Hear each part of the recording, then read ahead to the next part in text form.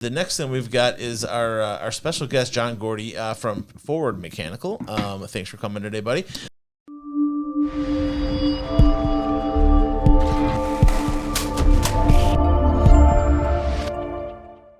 John is HVAC technician of how many years now? It's been about, working and not including school for the first year is probably about 9 years, I think. Yeah. There. John's put his time in, and one of the things that I always am curious from asking guys that are in the trades is, having been in the trades for 9 years, is it still a viable thing? Yeah, absolutely. Yeah, it's been great. Yeah, and you don't have those school loans or nothing like that, right? No. I went to school initially not in a union. I'm a union contractor now, but I paid for that a little bit. It helped for sure. But that wasn't a huge cost or something like that. So but once you get into the union, you do have 5 years of schooling, but that's all paid for. Yeah. So you get paid to go to school. The union paid for that? Your employer decides to put you through school if they want to. Yeah. And they pay for that. So cool. Awesome, man. And on average, like, say somebody goes and starts as a first-year HVAC technician, what are they looking at after, making as far as wages? Pay-wise? I haven't looked at the scales too much, but I know, like, pre-apprentice right now I think is around $19 or something like that. So that's like when you first get into the union, you find a contractor, and they start paying you. And then first year, I believe, is somewhere around like 21 or 22 maybe. Yeah. And then it basically just increases all the way until you finish. First year, second year, third year, fourth year, fifth year, and then journeyman. Yeah. Well, and that's full benefits. That's pension. That's everything. Yeah. When you start right away, it does start working towards your pension and everything like that. And then through, I don't know, maybe third or fourth year, like, you start to get, vision and dental. You don't get all that right away. Yeah. You still have healthcare and all that, but some of it you don't get until a little further along. Yeah. So cool. I think definitely the trades is still a way to go. So it's a great option, and something definitely you should think about. Like, did you have to get a B average to get paid? Yeah. Full reimbursement was a B. Yeah, it might be an A now. They change it here and there. Okay. Otherwise, it's like 50%. Sure. Again, the cost of school isn't like tremendous, so if you're a bad student, it's not gonna break the bank. But yes, you do have to get a better grade to actually get full reimbursement. Yeah, well, and it's not like you're not gonna have somebody there helping you or working with you to and a lot of it's probably team stuff. You're teaming up with. It's not like they're to get an A is not necessarily hard. It's just how much you participate and stuff like that. If you put the effort in. If you don't show up, you're not going to get the showing up is half the problem. Exactly. Yeah. Cool. Awesome. Now, as far as our main topic of today, we're talking about furnaces. We're talking about understanding your forced air furnace. And to kick that off, we're going to do a little bit of a history lesson in forced air furnaces. Now, the furnace history, started out with wood-burning fireplaces and things like that. That was into the 1800s. Then we had wood stoves and boilers in the 1800s. We're still not talking about forced air conditioning, none of that kind of stuff until the early 1900s. Okay, so one of the things that I wanted to point out this week is that the conventional furnace, as we know it today, the first patent for that was filed in 1919 by an African-American woman, which in 1919, we got to understand, this is pre-civil rights movement, pre-women's movement, pre-everything, and yet an African-American woman in 1919 invented the furnace as we know it today now. There's some varied history about where she went after that. But ultimately, that was where the first patent was filed and stuff. That formed the way to, in the 1930s, we actually went to a forced air where there was pushed air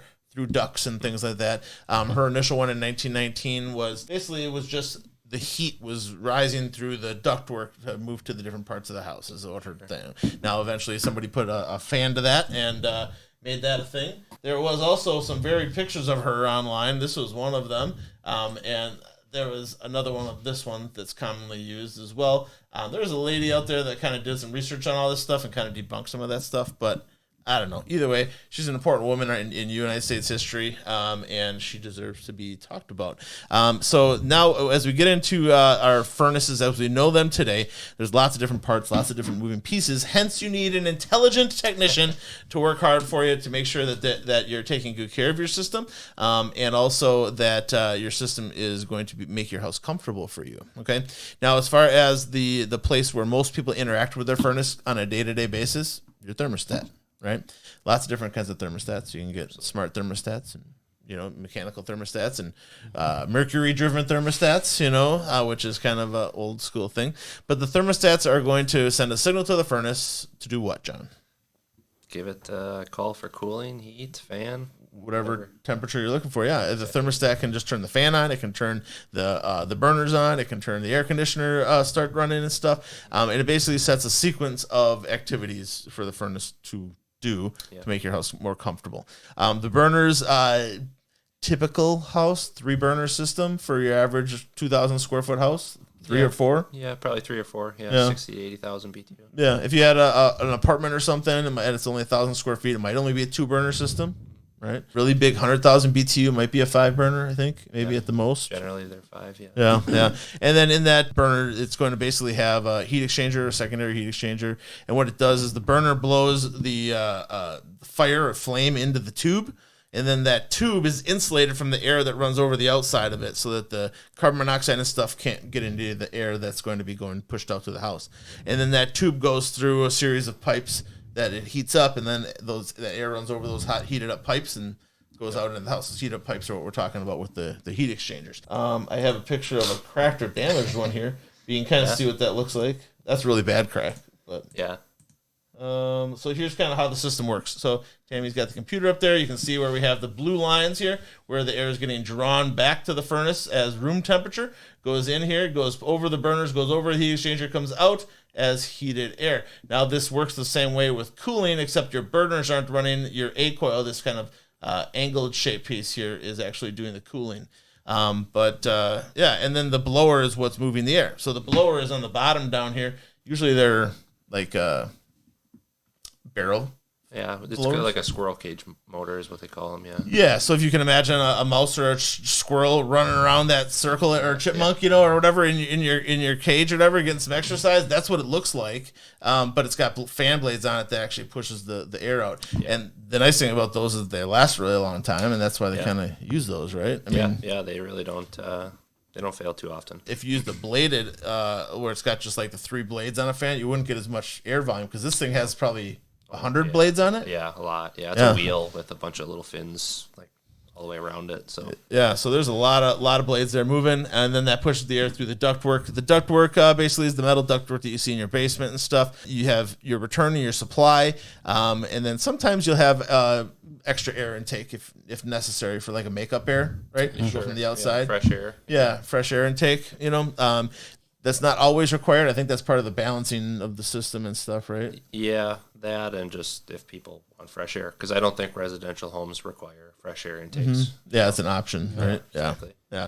Now, as far as sizing your system, lots of times they will talk about load calculations. Can you explain what load calculations are? Basically, like your entire home, like windows, doors, everything that has a heat loss to it, and basically you calculate your entire home square footage, how windows, doors, all that stuff, and you size based off of all of those calculations. The windows and doors are mixed into that too? Yeah. Oh, okay. So everything has its own R value and then like actual heat loss to it.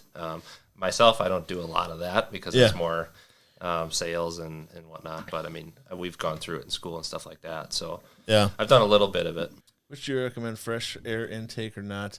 I would be all for some fresh air intake. I'd rather see like an HRV or ERV system installed. HRV, ERV systems, we'll cover that in another episode. But basically what it does is it exchanges the air from the outside to the inside, passing it through a baffle, preheating the air as it comes in from the outside. But it's like a constant air exchange. I mean, some of those things can exchange all the air in your home in 3 minutes, depending on the size of them. But Yeah, I mean, the more fresh air you get in, the more stale air you get out, the healthier you're going to be in the long run. A little bit more maintenance with those because they got filters inside and stuff like that, but it's really good. Yeah. I like them. Yeah. Well, and if you get into an ERV system, then you can also manage moisture in the home too. It can be your humidification and dehumidification as well. So there's pluses. I mean, it's about what, $1,500 in ERV, HRV? Yeah, they range dramatically too. Yeah, depending on the size and stuff, I'm sure. Yeah, Jeff put one in and it was about $3,000. Really? Well, I guess he didn't have one, so you had to do the ducting, you had the unit, the wiring, all that kind of stuff. So and it's all post construction, so that's you have to work around what's all there already and stuff. So a little better efficiency with that too, though, because like you said, it's passing through and it's heating the air that's coming in, so you're not dumping it's not 0 degree air. It's from not outside. like opening your window and just letting fresh air in, because then it's not partially heated at all. You're just losing everything, you know? Yeah, for sure. And then as far as the load calculations go, you guys, if you can think of measuring the volume of conditioned air in your home is ultimately what load calculations are for, right? Yeah, for the most part. So how much air do you want to heat or cool in your home?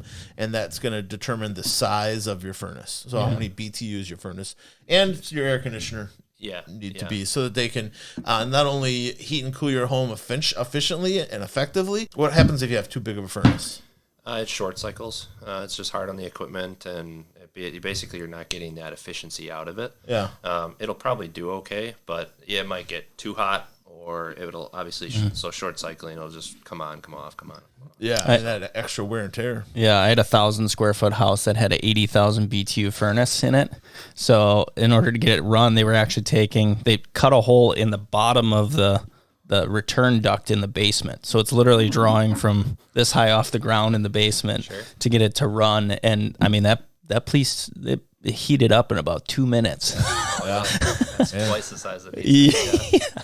And general rule of thumb for that, when you go into a house, it's my understanding it's about 30 BTUs per square foot. So it's about 30 BTUs per square foot roughly. I think so. Yeah, and that'll probably depend again on like windows, insulation doors. Yeah, gotcha. How much heat loss you have? Sure. Yeah. Now, as far as general maintenance go, general maintenance is what I would say every person should be doing at their house, not what an HVAC technician does. That's going to be your annual, semi-annual maintenance that you get done, right? What are we looking at besides, changing your filter? Basically is filter change for residential homes. Yeah, change your filter, vacuuming it out.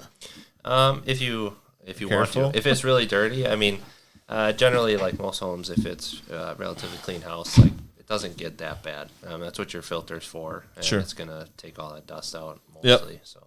Sure. So as far as the filters go, you guys, there's lots of different kinds out there, and the thing that we come across a lot is poor filters, or filters too many filters, or wrong size filters, or wrong size, or missing filters, or there's a lot of stuff out there. Now, the most common filter you're gonna find is a corrugated paper filter like this. Okay, very good. It does its job. This is what I would always recommend. That's what I recommend. Okay? It's like $6 to $10, depending on if it's on sale or not. This is a 1-inch filter. You can get a 4-inch filter, 6-inch filter, whatever. And if you want to go with a larger filter, you can have the HVAC technician put a larger box in. Yeah, right? Yeah. There's a wide variety of cabinets out there. Yeah. And the other way you can go is this right here. Now look, you can see me through this thing. If you can see me through this thing, how much stuff do you think is going to stop? Not much. Okay. So definitely look at a paper filter versus your see-through filters. These are cheaper, okay, but they don't do as good a job, and you're gonna have to replace them a lot more frequently. Yeah. Well, these ones, and it says it on here too. So like, here's the MERV rating on it. That's the density of the filter. Yep. So that's a 10. That's a 10. It's a MERV 10. Yeah. So John, basically the density of the filter, how fast air flows through it. And like what the particulate it can pull out. Oh, okay. So the higher the MERV rating, the denser the filter. Yep. So when you're looking at the filter, you want a MERV rating generally between 8 and 13. If you get up above 13, you start to restrict airflow. It's hard, And then you have a problem. Yeah. And you'd think that, hey, I want to have my filter stop as much as it possibly can, right? But that's not the case. If you stop too much, you're stopping too much airflow, and your furnace can overheat. Yes, exactly. So a lot of the furnaces we put in right now, like generally they don't even want 13s or 12s. We try to keep it around 7 or 8. Yeah. Just because this just too dense. And it's probably not gonna be a dramatic change between 7 to 12 or something like that. So Yeah, well, and everybody's concerned about health. They're concerned about it's COVID and So I get it, but there's other things you can do like UV filters and things like that that can help with some of that if you're concerned about health and germs and that kind of stuff. Yeah.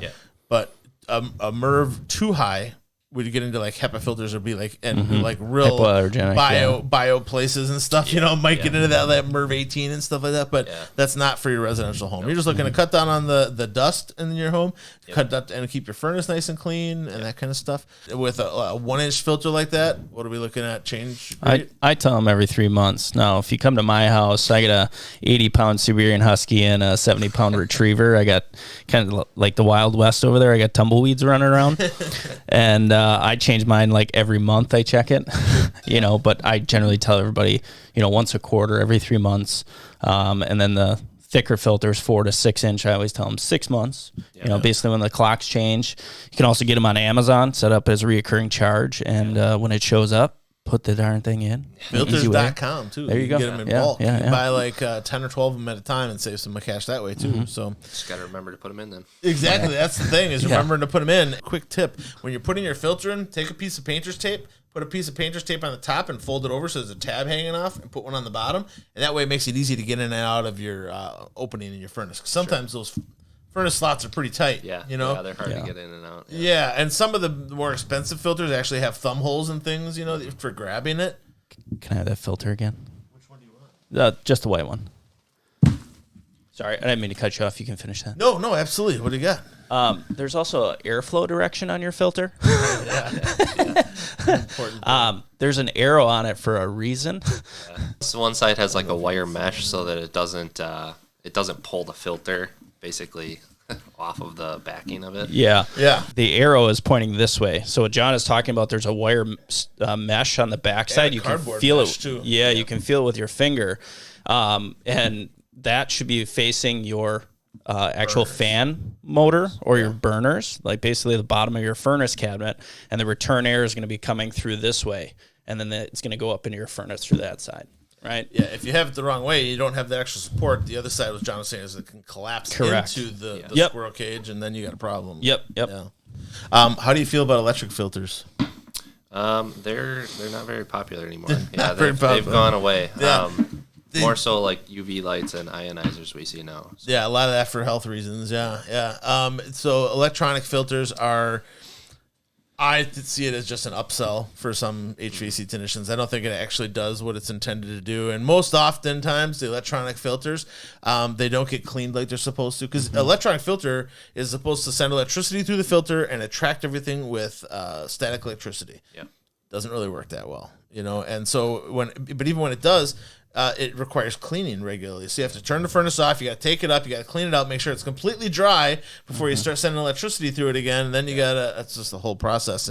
And really, the electrician is probably making a couple extra hundred, or the HVAC is probably making a couple extra $100 putting it in. But really, I wouldn't.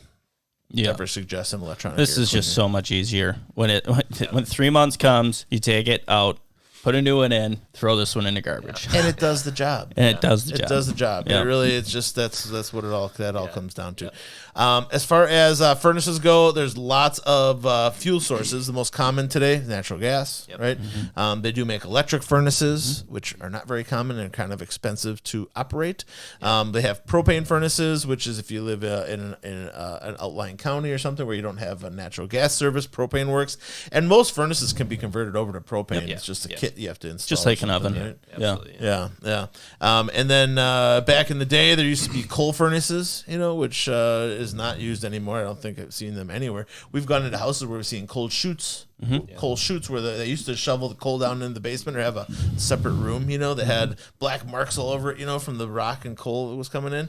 And then we also have direct wood and indirect wood Like if somebody had a wood thing out in their yard, and then they basically pipe water through there, right, or glycol or whatever they're using, and then that goes and through a coil in the furnace and acts as the heat exchanger essentially, which would be that indirect. There are still some houses we come into where they have a wood furnace in the basement. You got to stoke that sucker, and not the safest, and I would imagine insurance costs would be up dramatically with that kind of a situation. Plus, if you're burning that much wood, you got to get your chimneys cleaned all the time, and it's a lot of maintenance, a lot of extra things that go into that. How does somebody know when their furnace needs to be replaced or repaired? What's the criteria that you're looking at? Doesn't work. Generally, like a lot of the furnaces these days are going to be probably around 15 to 20 years, 20 on the high end. But I mean, you'll notice a lot of different problems happening. A lot of people replace them just when they're getting to be 15 years old. They don't want to take the chance of it quitting. Going out in the middle of winter or something like that. So, but yeah, I mean, usually you're going to have an issue that's going to occur.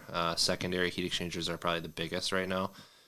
They'll get plugged up and crack, and that'll cause problems. It'll go off on high limits and those kind of things. High limit meaning like temperature. So like there's a little limit switch that goes inside of the heat exchanger compartment, and if your secondary starts plugging, all of your components of combustion can't get pushed out, and then it just gets really hot in the compartment. And it trips off that and it switch. Trips off, You can just reset it though, right? Yeah. Over and over and over again. Or put tape on it, put tape on the reset switch. No, don't do that. I'm just that'd be like taking and putting a nickel in your old fuse that's not working, the not working is the most common thing. And most furnaces these days can be repaired. Yeah. But the thing is, you've got to find where's that balancing point where the repair is at a price point that that it makes sense versus replacement. So if you're talking about buying and installing a brand new furnace for $4,000, we'll say. Yep. Okay. Then what you're looking at for a balancing point, it has to wager in a number of different factors. Age, how much is the repair? If the repair is $400 and the furnace is only 10 years old and the replacement cost is $4,000. Well, that's easy. It's a no-brainer. Pay the $400. If the furnace repair is going to cost, say the whole heat exchanger unit needs to be replaced, and it's going to cost you $1,800 to replace the furnace, and it's 20 years old. Yeah, because the next day your blower motor could go out or your board could go out. When as soon as your furnace gets up in age, you could be just chasing this rat nest of problems, and you could be spending $8,000 fixing your furnace when you could have just replaced the thing. When the first thing started happening and saved yourself some money. So there's a balancing point. Everybody's balancing point is different. There's no set level that says, yes, you have to replace it. There are some HVAC technicians out there, not many of them, they don't usually last very long, that are dishonest. They'll be, every time they come out and your furnace isn't working, they say, we need a new one, but those guys don't stay in business very long, and they usually end up fizzling out. But there's a balancing point. You got to find the balancing point that you're comfortable with. Find out what the new cost of replacement would be versus what the repair is, and base that on your age. How not your age, but the age of your furnace. So, if you're 80 years old, no, I'm just kidding. Okay. But the age of your furnace, if it's nearing that 20-year mark, there's not a lot of life left in it. And if you make a repair, know that there could be a different repair next month. Something to consider. And your average replacement's about that $3,500 to $4,500, right? There's a pretty wide variety right now. I see contractors quoting over $5,000 for a furnace sometimes. Well, and a lot of that has to do with the lack of contractors too. I mean, these guys can charge a bunch of money because there's not a lot of guys out there, Exactly. And so that's part of a problem that we're having in the trades right now. Going into the trades. But with furnace replacement, replacement's what, 3 hours? Maybe somewhere around there. Now they're usually HVAC technicians will usually, if you bundle your air conditioner and furnace together, make it a little cheaper. Generally, because there's less work involved. Because if you got to blend the old system with the new system, there's duct work that has to be changed. So if you just do your furnace, well, you got to take that out and do metal adaptions, and then if you at a later date change your AC, well, you got to come back in and do metal adaptions again, where you could have avoided that the first time. So. And it's a second trip charge, takes a second day, all that kind of stuff. Yeah. So there's definite benefits to doing your air conditioner and furnace at the exact same time, but it's not always necessary. If your air conditioner and furnace are only 12 years old and your air conditioner looks in great shape and it's running and working just fine, you could get another 5-10 years out of it, maybe. Okay. But if you did it at the time of the furnace, you might save what, $800, $500 to $800. Yeah. Ish. Yeah. Probably around something like that. Yeah. So something to think about. But there are, like I said, a balancing point where you got to find the place where you're comfortable with. Okay. That is our main topic of the day. If you have any questions for John, longevity. How does maintenance affect the longevity of a furnace? I mean, it's obviously going to help 100%. Like a lot of times people, you come in and do maintenance, it's going to avoid your simple problems, like a flame sensor going out, checking igniters, your trap getting plugged. That catch kind of problems thing. Before they become problems. Because a lot of the simple calls we get are, a 5-minute. You can come in and be like, okay, it's the flame sensor is dirty, or filters bad. A lot of calls we get, honestly, it's just the filter. The filter is thing? just dirty. Yeah. So absolutely helps. The longevity of like the life of it, it's still going to help it, but it's going to help your more so again like a service call coming out in the middle of the night or winter, preventing like that kind of stuff. You're probably not going to get 10 more years out of your furnace. You're just going to save on $150 call versus no emergency calls and stuff. No heat outages and stuff. So that's what I'm hearing. It's basically to make it more reliable. Exactly. Right. Yeah. Okay. And usually when I'm talking to clients, I'm suggesting an HVAC technician every 2 years. Mm-hmm. If you do HVAC technician maintenance have it done on your furnace and air conditioner every 2 years, you're ahead of 95% of the population in the United States. So that's a good thing. Most of the time people ignore it, just like they ignore their roof until it's a problem. Until they're cold, they're not going to do anything with their furnace, which is sad because you could make your furnace, you could kill your furnace doing that kind of stuff. So definitely good maintenance is important. Get a tune up every 2 years. If somebody's coming out trying to sell you a 6-month maintenance package that they come out every 6 months, you're wasting your money. Okay, that's just somebody taking advantage of you, and you probably want to go find somebody else to work with because those 6-month maintenance schedules are completely unnecessary. As long as you are physically capable of changing your own furnace filter. So I'm not saying if you have a hard time getting on the stairs, go down, try, but filter, and then even like air conditioning and whatnot, so you can like wash the outside of your coil off. People are plenty capable of doing that. Just take a regular garden hose and clean all the grass and I can't use my pressure washer. I'll be out in a week after that though. If you use a pressure washer and air conditioner, you're gonna blast the hole right through the fins and stuff. And keep dogs away from your air conditioner. Dog pee can wreck them pretty bad. The ammonia in the urine basically eats away the outside of your air conditioner. You end up replacing it. So real quick on filters. So I don't know how many times I've gone into a house where the filter looks like it hasn't been changed in like 6 years, and there's 2 retrievers or something that's been in the house, and the unit's just basically shaking itself apart. Why is that happening? Because it can't move any air. It's trying to pull air from anywhere but where it's supposed to be pulling it from, because it's just packed. Blocked. It's basically like putting your filter in with the plastic on or something like that. I mean, there's zero air moving through there. So, you're not getting good airflow to a certain part of the house. Could be your filter's blocked. Could be a damper that's turned off. And that's definitely going to hurt your furnace. That will, I mean, again, it's going to go off on high limit because it can't move air through there. So everything is getting super hot, and it's just going to, you could get a crack in the heat exchanger. Secondary could crack, those kind of things. That's definitely what happens. And once that fan motor's out of balance, there's no way of rebalancing that. It's hard. Okay. Yeah. I mean, you can kind of, but it's not really meant to be. Do that. So, but that'll probably just, your motor will probably die before it'll get out of balance. Gotcha. I got one other tip. He was talking about things that he comes in for service calls all the time. I tell everybody at my home inspection, there's a little light switch, or there should be, on the side of your furnace.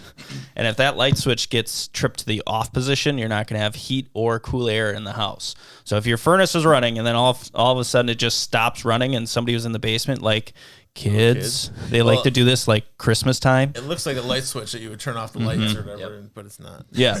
Check that first. I'll save you $100 to get somebody like John out there. Sorry, John, I'm taking business away from you, but I'll save you $100 to flip a light switch back on. Would be cheap, I think. Probably. These are probably 130. If it's on Christmas, you're going to be paying an emergency service too, and yeah. Make sure your power's on. Change your filter.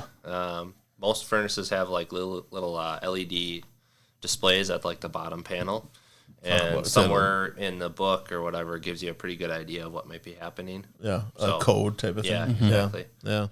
Cool beans. Hopefully you'll be tuning in every Saturday morning from 9 to 10 a.m. If you missed the show this week, make sure you catch it on the replay, which will be out this week, and then we'll also have the podcast up on Monday.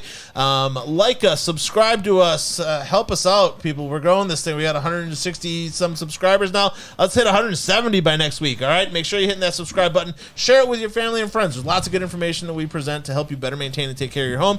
We bring in the experts and stuff to help us with that. Thank you, John, for coming out today. I appreciate it. Thanks for having me. Forward Mechanical, if you're looking some HVAC technician help, definitely give them a call. You guys do mainly commercial, but residential as well? Yeah, we're trying to be a commercial company, but we do quite a bit of residential right now too. So all right, awesome. Look them up. We'll put their information on our website so that you can find them there if you would like. Remember, the better you take care of your house, the better it's going to take care of you.